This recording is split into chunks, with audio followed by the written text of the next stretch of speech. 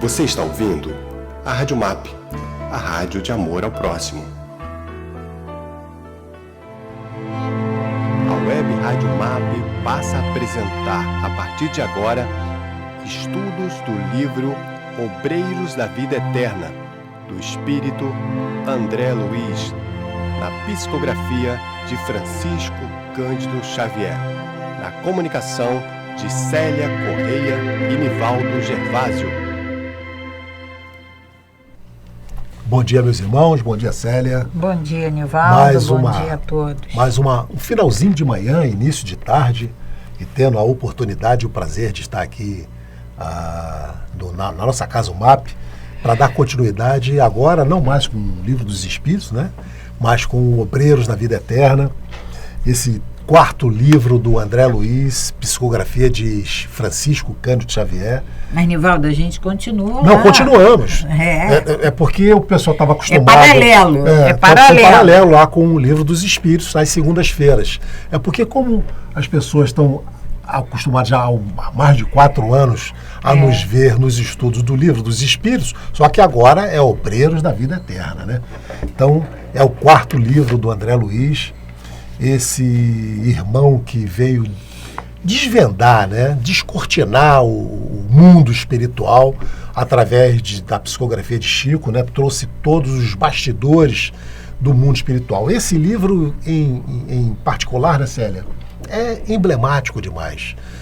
André Luiz participa de um grupo que vai fazer vai vir à crosta terrestre, participar de 5 desencarnes. E cada um deles, nós vamos ter a oportunidade de ver os detalhes, né?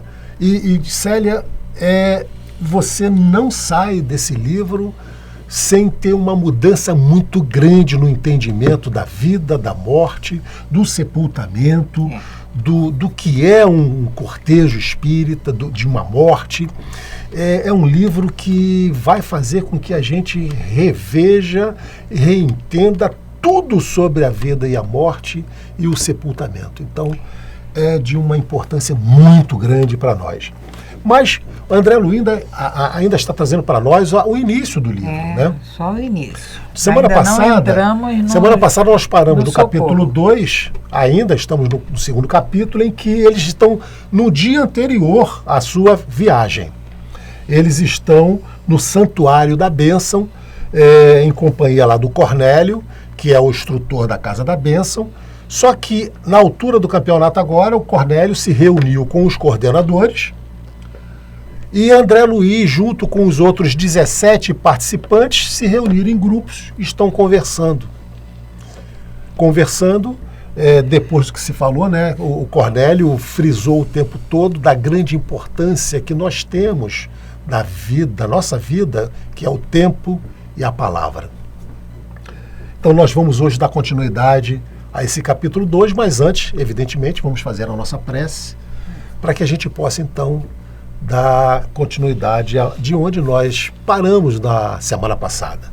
Então vamos agradecer a Deus a oportunidade desse estudo, mais uma vez, a Jesus, e, como sempre, a esses mentores espirituais de nossa casa, e, em particular, os mentores que coordenam esse estudo aqui, o nosso estudo, que sabemos que sempre tudo que vamos executar no plano material já foi plasmado, já foi programado no mundo espiritual. Então, vamos agradecer e vamos solicitar que cada vez mais tenhamos essas intuições, essas inspirações, que eles possam ter esse canal direto e aberto conosco para nos orientarmos, sempre segundo os princípios divinos. Que assim seja. Graças a Deus.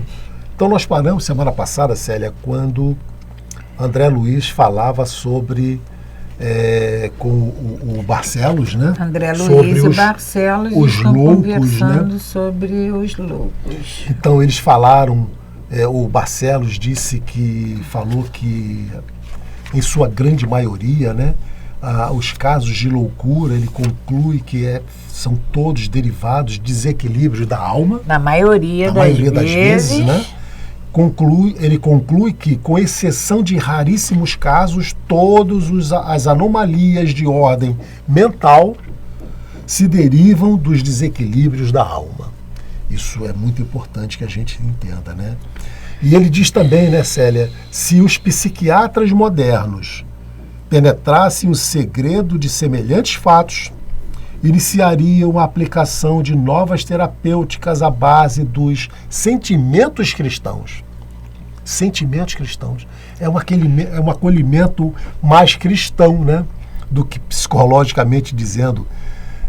Antes de qualquer recurso de hormonioterapia e a eletricidade, que era muito difundido e usado na época. Esse livro é de 1946. E André Luiz continua conversando com Barcelos, e Barcelos, então, ele após ligeira pausa, Barcelos prossegue. Entretanto, observo na atualidade, especialmente, outro campo alusivo ao assunto. Antes da minha volta ao plano espiritual... Então ele estava encarnado ainda, né? Faminto de novas informações referentes ao psiquismo da personalidade humana, examinei atento a doutrina de Freud. Vamos lembrar que Barcelos, lá no início, quando André é apresentado a ele, o livro narra que ele era um professor. Sim. Mas não diz a especialidade não é dita. No entanto, aqui ele diz que ele era especialmente, ele se interessava especialmente por esse assunto. Ainda não sabemos qual é a especialidade dele. Mas antes dele voltar ao mundo espiritual, ele se interessava pela doutrina de Freud. Impressionado, continua Barcelos, impressionado com as variações psicológicas dos caracteres juvenis sob a minha observação direta, e apaixonado pela solução dos profundos enigmas que envolve a criatura terrestre, encontrei na psicoanálise um mundo novo.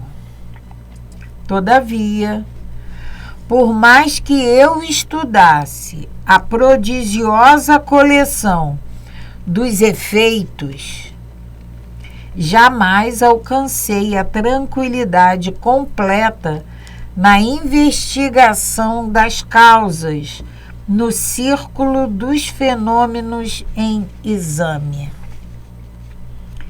Discípulo espontâneo e distante do eminente professor de Freiberg, somente aqui, somente no mundo espiritual, somente aqui pude reconhecer os elos que lhe faltam ao sistema de positivação das origens das psicoses e desequilíbrios diversos.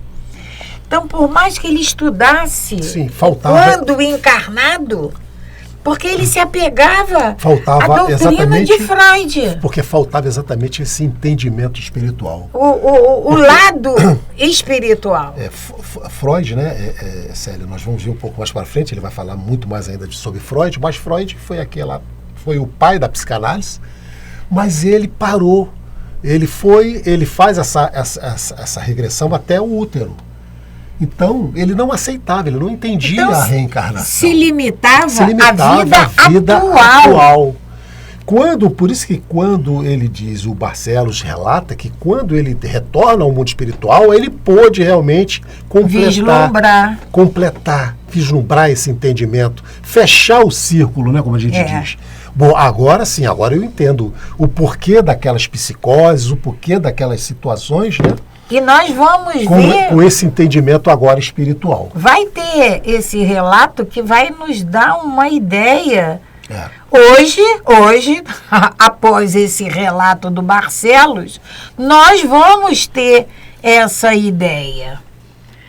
Os complexos de inferioridade, o recalque, a libido, as imersões do subconsciente não constituem fatores adquiridos no curto espaço de uma existência terrestre, e sim característico da personalidade egressa das experiências passadas. Olha só, então, são elos. Olha o que ele consegue, o que ele traz para nós, né? Experiências passadas. Então, tudo.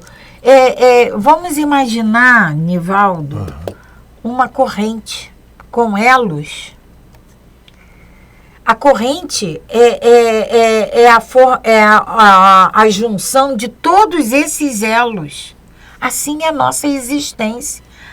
A gente não pode querer explicar por essa nossa estada agora essa aqui na matéria. Estada, né? Essa nossa última estada. Não pode. Então, é o que ele vem dizendo, né?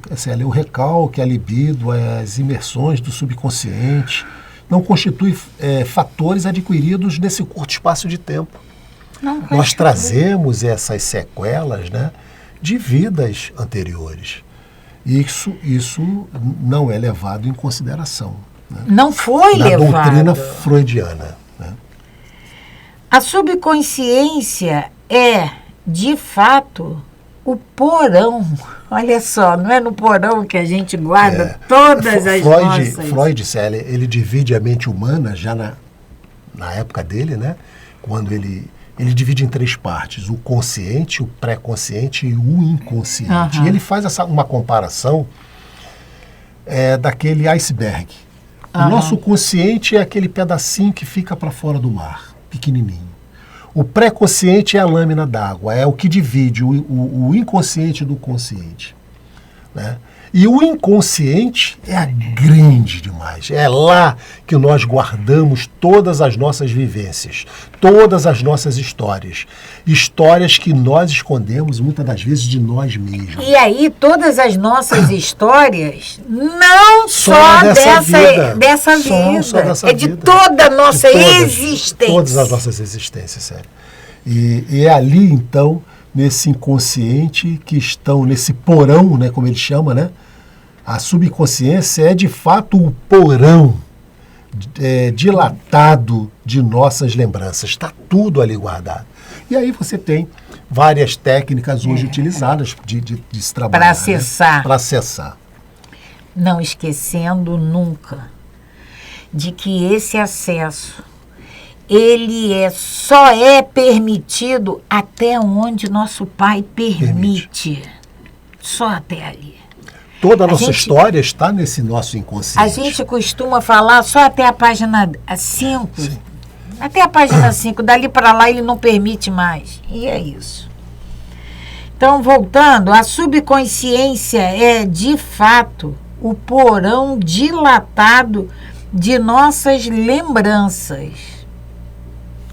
O repositório das emoções e desejos, impulsos e tendências que não se projetaram na tela das realizações imediatas. Então, aqueles desejos que a gente... mas de onde vem isso? Né? As tendências, de onde vem isso? Vem do nosso inconsciente, vem de vidas passadas, vem das nossas histórias. Né? No entanto, estende-se muito além da zona limitada do tempo em que se move um aparelho físico. Representa a estratificação de todas as lutas com as aquisições mentais e emotivas que lhe foram consequentes depois da utilização de vários corpos. Depois da utilização de várias Mas o espírito é o reencarnações. mesmo. O espírito é o mesmo. As vivências que esse espírito precisa e vai viver são consequências desses vários corpos. Mas esse espírito é o mesmo, sempre. A roupagem é que vai Ele troca de sendo roupa. trocada.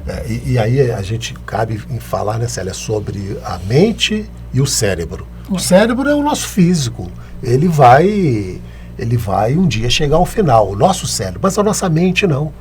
A mente é do espírito, essa acompanha o espírito.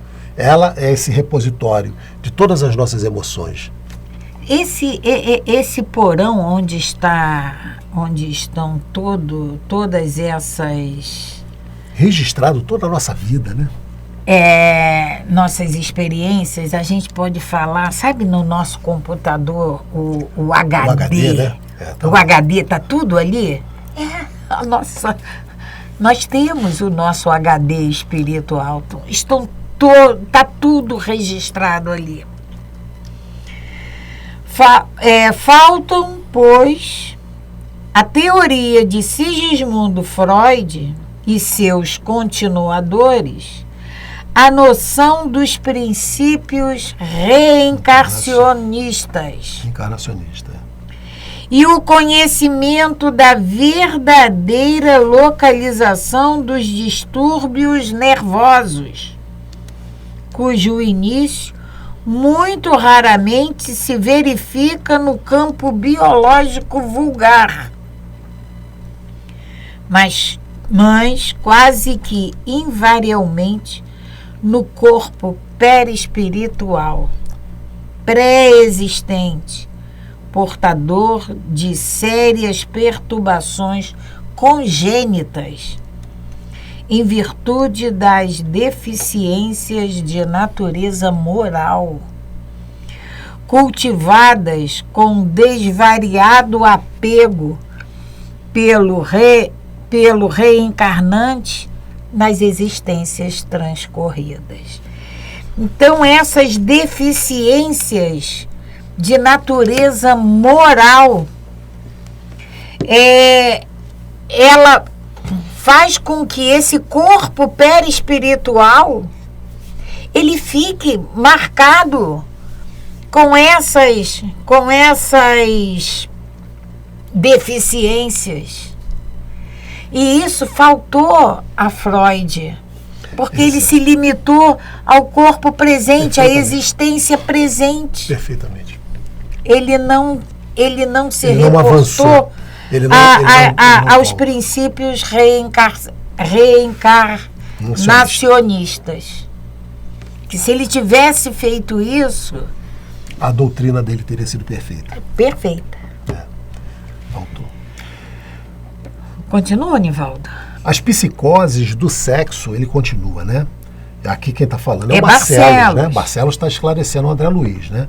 As psicoses do sexo, as tendências inatas às delinquências, tão bem estudadas por Lombroso, os desejos extravagantes, as excentricidades, muita vez lamentável e perigosa, representam modalidades do patrimônio espiritual dos enfermos.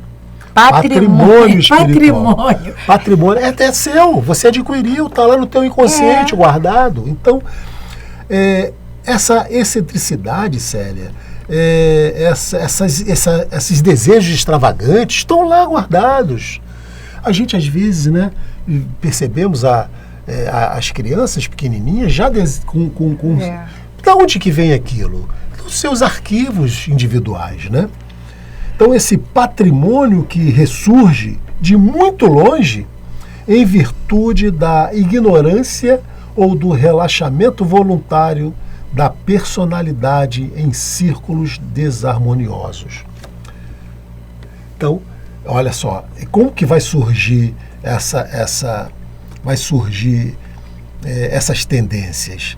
Vai surgir em virtude da ignorância ou do relaxamento voluntário da personalidade. Relaxamento voluntário. Voluntário da personalidade. Então nós sabemos, né, todos nós temos, Célia, a nossa personalidade, caráter, e cada um tem o seu, né? Então, esse relaxamento voluntário da personalidade. Vai fazer com que se manifeste essas tendências. E aí, nós temos condições de sabermos o que temos que corrigir em nós. Nós temos. Basta que a gente faça uma reflexão das nossas aspirações, dos nossos desejos, das nossas né? tendências, dos nossos E a gente sonhos. A gente pode ceder ou não E aí ou ignorar ou não, né, a esse relaxamento. E aí esses impulsos que nos aparecem. Esse relaxamento voluntário da personalidade em círculos desarmônico, eu sei que eu tenho que mudar, mas eu continuo. Se a minha vontade é essa, é isso. Essa conversa do André Luiz com o Barcelos,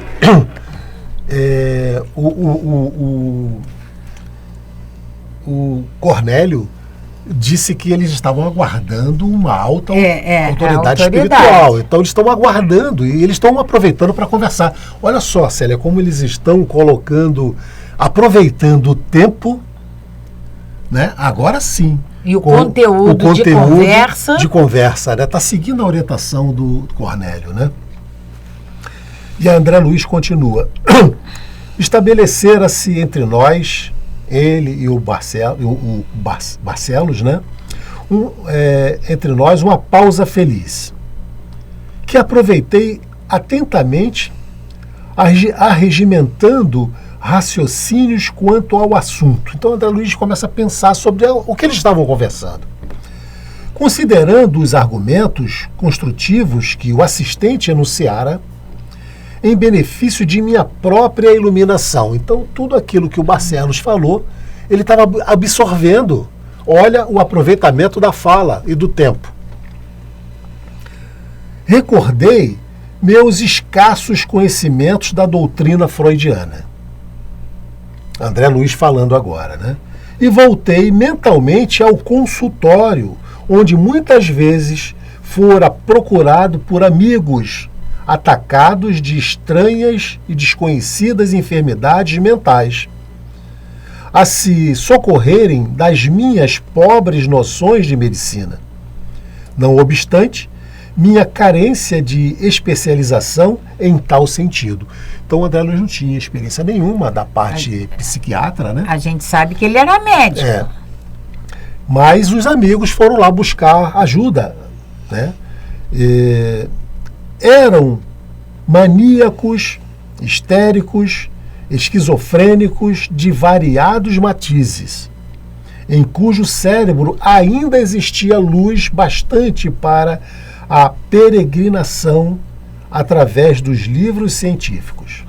Ou seja, nem André Luiz também tinha noção. Não tinha. Dessa influência espiritual. Ele agora, nessa conversa com o Barcelo, ele começou a lembrar da época que ele atendia. Ele falou, caramba, se ele tivesse esse conhecimento naquela época, ele agiria provavelmente diferente com os amigos que foram buscar ajuda. Quando ele, médico encarnado. Porque ele diz que esses amigos, maníacos, histéricos, esquizofrênicos, ainda possuíam luz, ou seja, o raciocínio de procurar ajuda, eles ainda tinham. Ainda tinham. Haviam devorado ensinamentos de Freud. Entretanto, se as teorias eram valiosas pelos elementos de análise, não ofereciam socorro algum substancial e efetivo ao doente. Então, Freud analisou, mas e o que fazer com essa análise, né?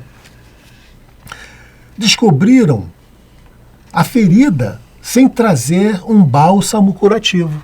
Então, a ferida está aqui, olha, eu achei onde está machucado, mas o que fazer com esse Eu não sei qual é o curativo que eu vou usar, que eu vou precisar fazer.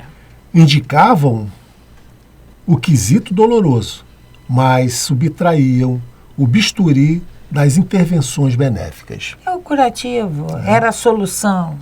As explicações de Barcelos, por isso mesmo, se aproveitadas por médicos cristãos na crosta planetária, poderiam complementar o trabalho de benemerência que a tese freudiana trouxera aos círculos acadêmicos.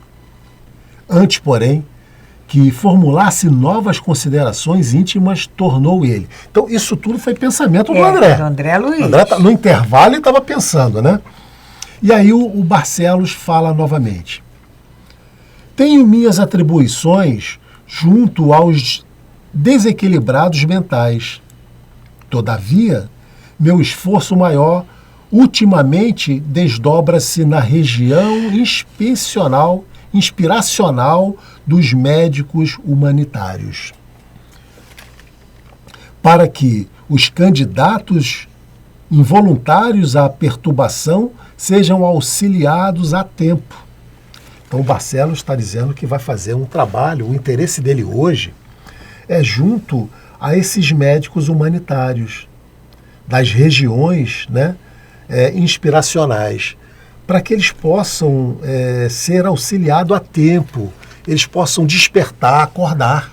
E aí, eles inspiram esses médicos, e esses médicos, eles, através dessa inspiração, eles conseguem ajudar esses irmãos que estão em processo de perturbação. Que muitas das vezes é uma obsessão, ou até mesmo que seja orgânico. Mas essa equipe espiritual inspiram esses médicos encarnados. Por exemplo, há algum tempo atrás, esquizofrenia interna.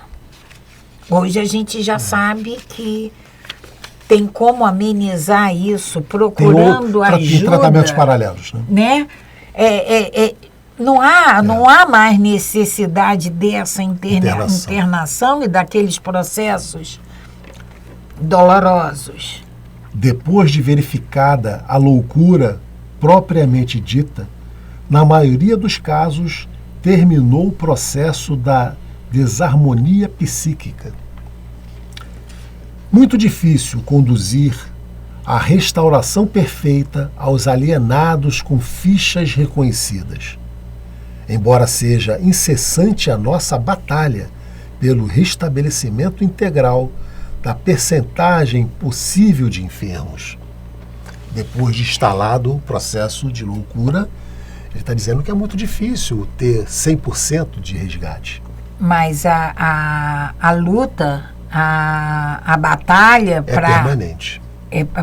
Para atingir é permanente. Antes do desequilíbrio completo, houve enorme período em que o socorro da psiquiatria poderia ter sido providencial e eficiente. Vamos lembrar lá dos recursos humanitários cristãos. Quando o André Luiz relembra, né, Célia, aqueles amigos que chegaram ainda nos consultórios buscando ajuda, de posse desse conhecimento, ele poderia ter ajudado muito melhor, porque eles ainda estavam no processo. Não será, portanto, um grande trabalho orientarmos indiretamente o médico bem intencionado, para que ele auxilie o provável alienado a tempo, empregando a palavra confortadora e o carinho restaurador.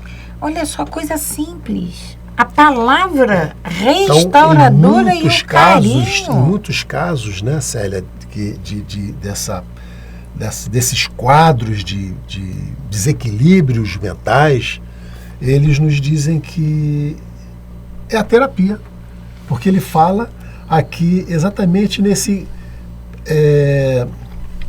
nessa palavra confortadora e num carinho restaurador. Muitas das vezes a pessoa precisa de um apoio, de uma ajuda, de uma palavra. né, de ser ouvida, para que ele possa se reequilibrar e seguir sua vida em frente. E esse médico é aquele médico imbuído, consciente da sua função. Sabe aquele juramento Sim, que ele é feito. faz lá na formatura dele? Aquele juramento, ele não pode esquecer nunca. Então é esse médico bem intencionado, é esse São médico inspirados. que quer, eles são inspirados a tratar esse paciente Então, Célia, muitas das vezes humanamente. nós vemos aquelas consultas médicas, Que nem olha pra gente. mas o médico, muitas das vezes ali, e aí, daí a importância, né? Quando nós tivermos que ir às consultas médicas, que a gente faça uma prece. Uma prece. Para o médico que vai nos atender, para que ele possa ser intuído, inspirado pelos seus bons espíritos. E muitas das vezes ali na hora ele vai ter essa impulsão de dizer, olha, toma um medicamento tal, ou faz assim. Porque eles estão sendo inspirados, né? Para que Agora, a gente receba esse melhor tratamento. A inspiração sempre acontece. Mas se ele é bem intencionado, se ele está debruçado, com vontade de ajudar, com vontade de auxiliar aquele irmão, ele vai entender perfeitamente essa intuição. Senão, a intuição vai ser dada aí. Tive uma ideia aqui, mas não vai adiantar nada mesmo. Não será, portanto, um grande trabalho orientarmos indiretamente o médico bem intencionado para que ele auxilie o processo alienado a tempo, empregando a palavra confortadora e o carinho restaurador, né? Incalculável número de pessoas permanece no plano carnal, tentando a solução dos profundos problemas relativos ao próprio ser. Relacionando as conclusões dos tratadistas humanos, cujos pontos de vista divergem nos pormenores, temos na esfera de aperfeiçoamento terrestre 5 classes de psicoses. E as de natureza as de natureza paranoica, perversa. Ele cita aqui a mitomaníaca. Mitomaníaca é aquela pessoa, Célia, que é viciada em mentir. Ele mente porque já faz parte dele. Tudo que ele fala é mentira. Né? É o mitomaníaco. Ele fala em ciclotímica. Hoje a gente conhece como o bipolar. Né? Esse que apresenta altos e baixos, tá? Bem humor e o mau humor, né? Ele fala aqui na hipermotiva. Esse hipermotiva é o que a gente hoje conhece como TDAH, esse transtorno, né, de superatividade. Essa hipermotiva, ela é aquela pessoa que se entristece profundamente e se alegra também aos extremos? Ele está mais relacionado, Célia. Esse estaria a ciclotímica, esse aqui, esse que se entristece e o que se alegra muito rapidamente. Euforia e a tristeza. A hipermotiva, ele está mais relacionado ao TDAH hoje, que a gente conhece como TDAH pelo DMS-5, né? Que é o transtorno de superatividade, né? E aí ele fala também englobando respectivamente a mania de perseguição, né? E o delírio de grandeza. Delírio de grandeza a gente já fala aí nos narcisistas e tudo mais, já é uma outra classe que ele fala que das 5 classes, né? Os desequilíbrios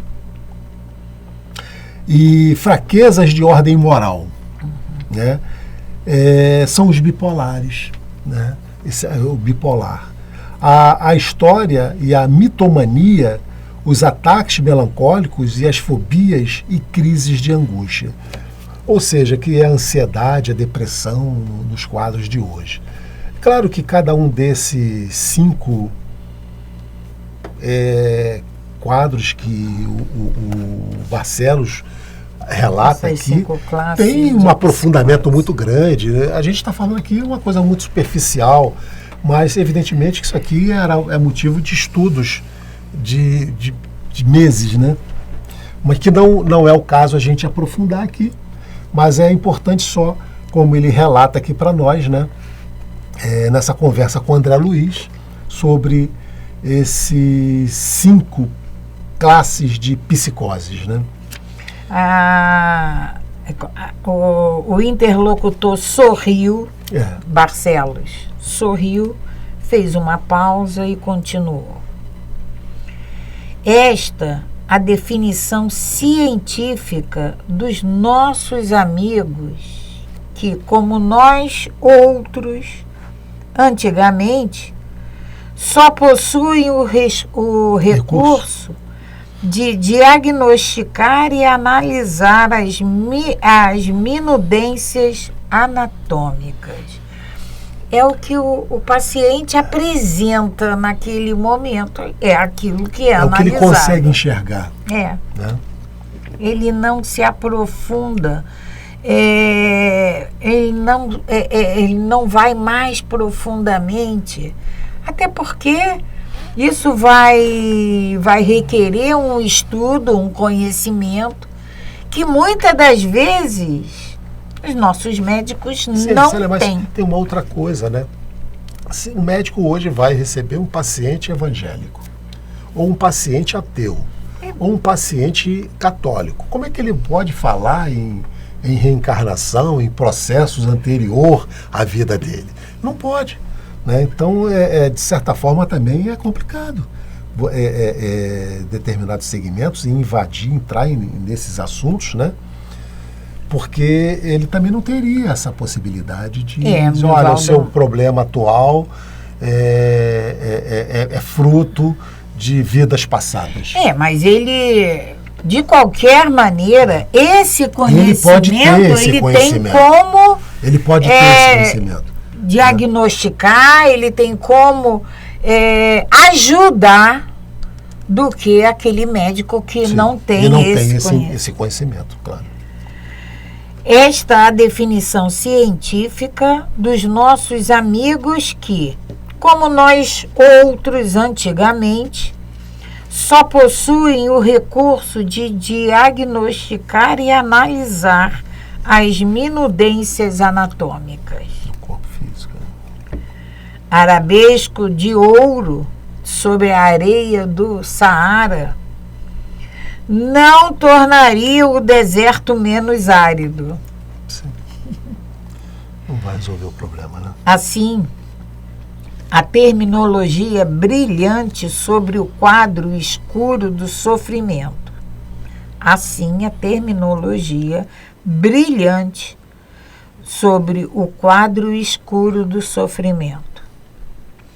Precisamos divulgar no mundo o conceito moralizador da personalidade congênita, em processo de melhoria gradativa, espalhando enunciados novos que atravessem a zona de raciocínio falíveis do homem e lhe penetrem o coração, restaurando-lhe a esperança no eterno futuro e revigorando-lhe o ser em suas bases essenciais.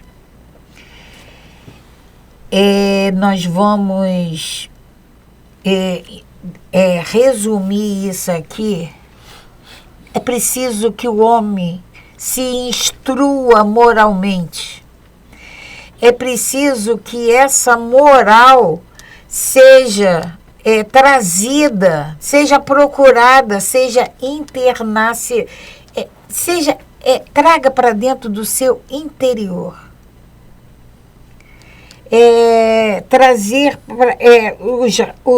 Tirar, atravessem a zona do raciocínio falíveis e chegue ao coração. E é importante, né, Célia, É interiorizar. A é conclusão que ele preciso traz depois do que você leu, dessa observação dele, né? Olha só. As noções reencarnacionistas renovarão a paisagem da vida na crosta terrestre. Então, quando nós tivermos essa noção, ele fala em noção, né? Em noções, né?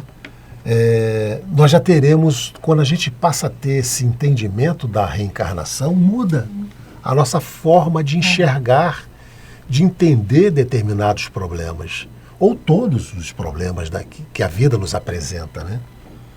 Conferindo à criatura não somente as armas com que deve guerrear os estados inferiores de si própria, mas também lhes fornecendo um remédio eficiente e salutar. Então, é a gente saber exatamente identificar e aplicar o medicamento necessário. Então, eu sei por que isso, então qual é o medicamento para isso? É a resignação, é o entendimento, é a compreensão, é a paciência, é a reconciliação. Porque essas noções, quando nós adquirirmos, como Barcelos nos diz aqui, as noções reencarnacionistas renovarão a paisagem da vida na crosta da Terra.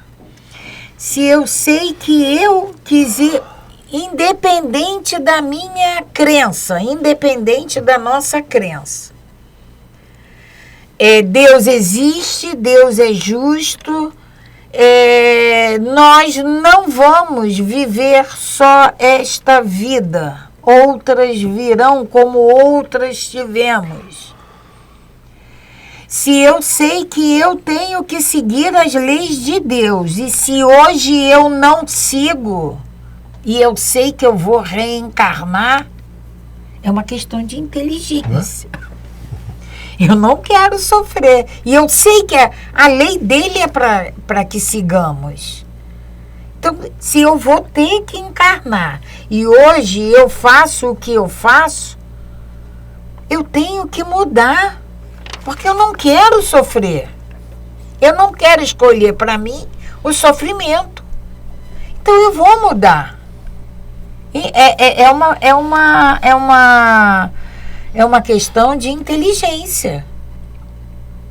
Se eu quiser continuar sofrendo e cada vez sofrer mais, eu continuo nesse meu ritmo. Agora, eu não posso querer um resultado diferente fazendo a mesma coisa.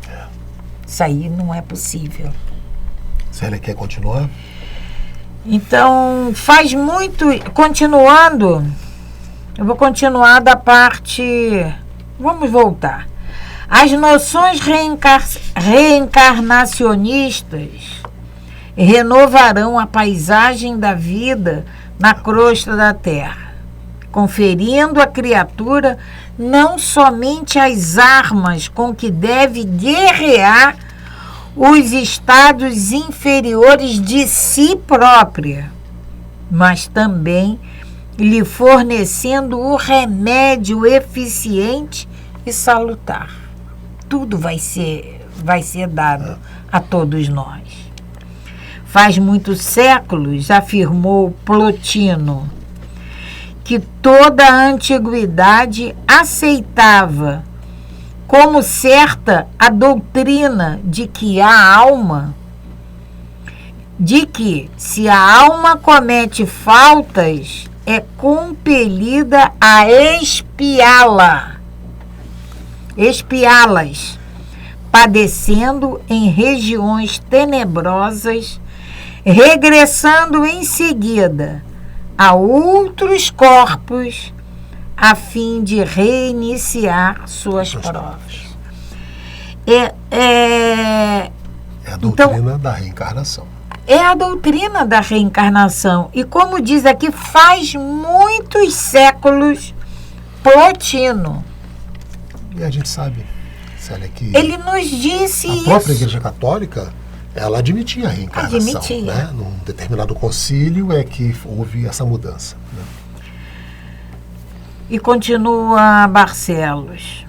Falta, desse modo, lamentavelmente, aos nossos companheiros de humanidade o conhecimento da transitoriedade do corpo físico e o da eternidade da vida, da alma, do débito contraído e do resgate necessário, em experiências e recapitulações diversas. Não pode ser outra coisa, né? O plantio e a colheita, né, Célia? Se tem débito, tem que ter resgate. Isso aí é certo. Débito, resgate. Senão a conta É o não que fecha. você falou. Plantio e colheita. Senão a conta não fecha, né? Porque vamos agir, vamos pensar, né, Célia, como que alguém pode fazer o que quiser e aí desencarna e fica por isso mesmo? É o que nós tivemos aqui na abertura de Emmanuel, né? Rasgando Véus. Emmanuel traz para nós exatamente isso. Como que eu posso imaginar ir para a opulência do céu sabendo que os meus irmãos estão no sofrimento? Como? E se eu fiz tudo Se eu de errado segundo as leis do nosso Pai, leis essa que nós temos que seguir. Se eu fiz tudo o que é condenável, como que eu vou aspirar esse paraíso? Sim, eu quero isso. Que oportunidade será me dado para que eu possa refazer isso novamente? Só a Corrigir reencarnação. esse erro.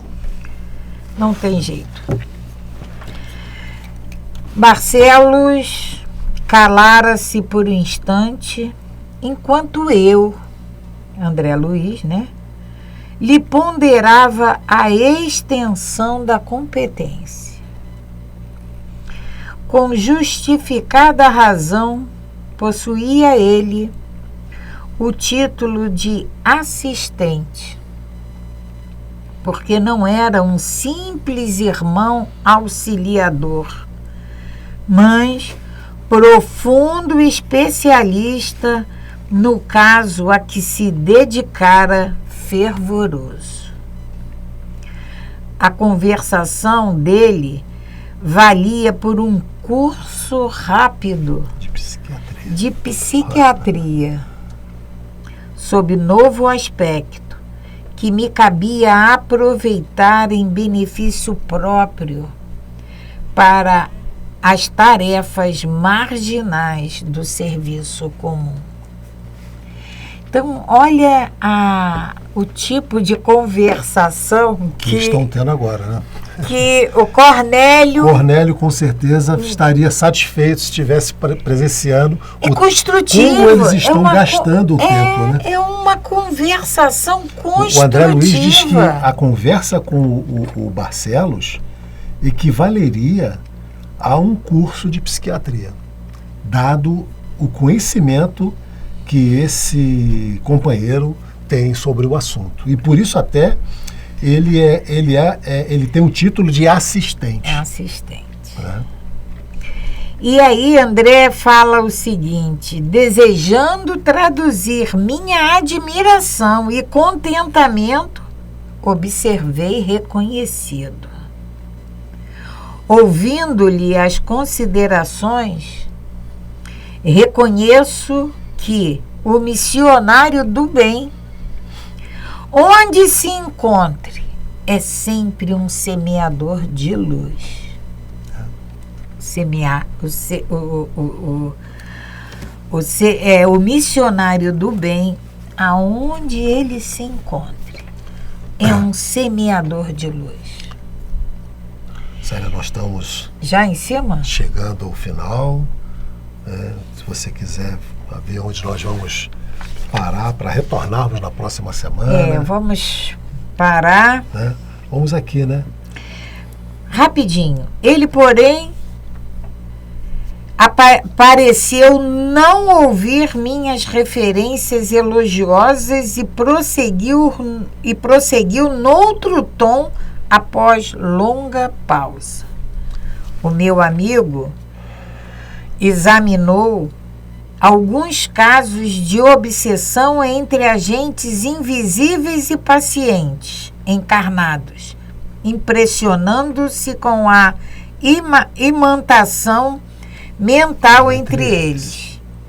Pisamos no momento outro solo, referimos-nos às necessidades de esclarecimento dos homens perante os próprios companheiros do plano evolutivo. A gente vai parar aqui porque realmente estamos em cima e a gente volta a quando Barcelos responde a André Luiz. Agradecemos a Deus nosso Pai, a todos vocês por mais essa oportunidade. Graças a Deus. Graças a Deus. Paz e bem, paz e luz. Paz, muita paz.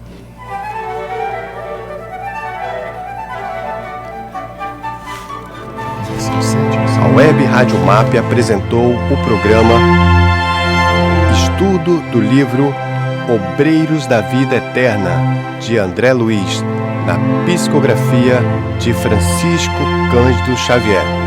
Na comunicação de Célia Correia e Nivaldo Gervásio.